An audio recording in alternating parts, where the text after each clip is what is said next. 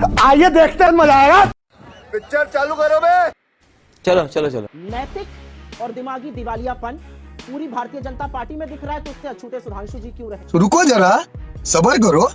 ये नैतिकता है और मैं नैतिकता से 10 सवाल बस पूछ रही हूँ, छोटे छोटे सवाल हैं, इस जनता के सामने, इन युवाओं के सामने जरूर पूछने चाहिए। ठीक है।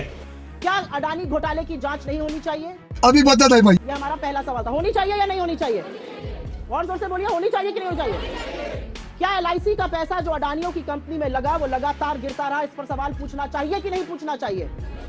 क्या SBI व दूसरे बैंकों ने जो अडानी को 82,000 करोड़ रुपए दिए उस पर सवाल पूछना चाहिए या नहीं पूछना चाहिए? क्या ये नहीं पूछना चाहिए कि शेयरों के 32% से ज्यादा गिर जाने के बावजूद LIC और SBI को नुकसान हुआ अडानी में, उसके बावजूद इन्होंने FPO में 525 करोड़ क्यों लगाए? ये हमारा सवाल था।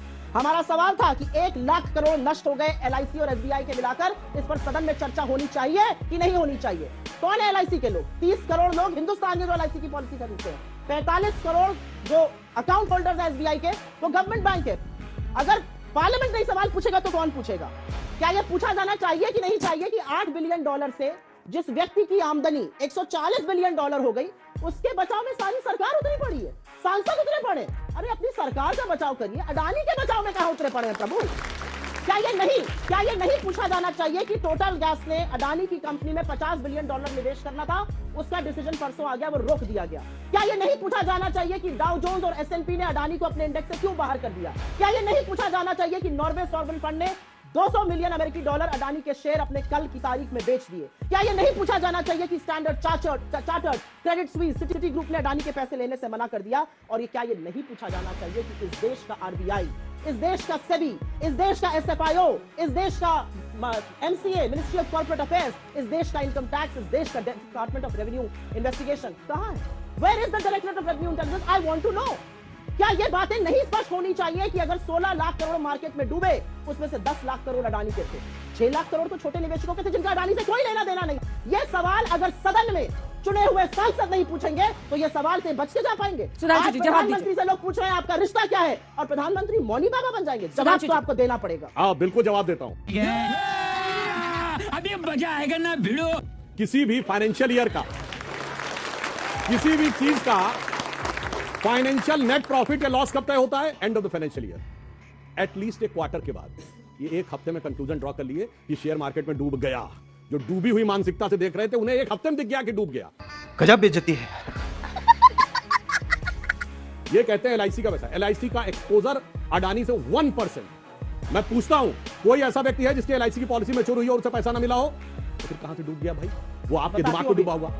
ये बड़ी अच्छी बात कही आप। अब आपने कहा कोई भी शेयर मार्केट होता है उसमें उतार चढ़ाव चलता रहता है, ठीक है। भारत के फाइनेंशियल रेगुलेटर को भरोसा नहीं, कोई बात नहीं। आपने ये बात कहने का प्रयास किया, आप कह रहे हैं रिश्ता क्या, तो मैं बताना चाहता हूं। अडानी को पहला कॉन्ट्रैक्ट कब मिला? राजीव गांधी जी के जमाने में, बिल्कुल लेजिटिमेट था, कैपेबिलिटी पे मिला था। पहला भारत का प्राइवेट पोर्ट, मुद्रा पोर्ट, नरसिम्हा राव के जमाने में लेजिटिमेट था, कैपेबिलिटी पे मिला था। मनमोहन सिंह जी के जमाने में FCI का कॉन्ट्रैक्ट मिला कि सारे गोदामों में 12% एश्योर्ड रिटर्न 15 साल तक मिलेगा। वो एकदम ईमानदारी से था और लेजिटिमेट था। पिछले 6 महीने में सबसे बड़ा इन्वेस्टमेंट अगर किसी एक राज्य में हुआ जिसने सैकड़ों एकड़ जमीन दी, वो था राजस्थान। 60,000 करोड़ का इन्वेस्टमेंट, वो ईमानदारी से मिला था, लेजिटिमेट था। जो माइन का कॉन्ट्रैक्ट छत्तीसगढ़ में मिला 11,000 करोड़ का, वो ईमानदारी से मिला, वो लेजिटिमेट था। सबसे बड़ा हाल के वर्षों में पोर्ट का कॉन्ट्रैक्ट कहां मिला? केरल में, वो लेजिटिमेट था। ये रिश्ता क्या कहलाता है कि जो आपके साथ 3 प्राइम मिनिस्टर से लेकर 3 चीफ मिनिस्टर तक होता रहेगा, वो तो लेजिटिमेट था। मगर जो दूसरे में दिखाई पड़ रहा है वही लेजिटिमेट था। और दूसरा मैं कहता हूं, अगर इलिजिटिमेट था तो बताओ राजस्थान सरकार ने क्यों नहीं कैंसिल किया? तो बताओ छत्तीसगढ़ की सरकार क्या कार्रवाई की है? तो बताओ केरल की सरकार क्यों नहीं कैंसिल कर रही है? इसे कहते हैं रिश्ता। तो यह है कि ऊपर से चिल्लाना है और पीछे से अंदर इन्वेस्टमेंट लाना है। इसी कारण से आपकी यह स्थिति होती है। और अब मैं एक टेक्निकल बात कहता हूं, अब मैं एक टेक्निकल बात सुनिए।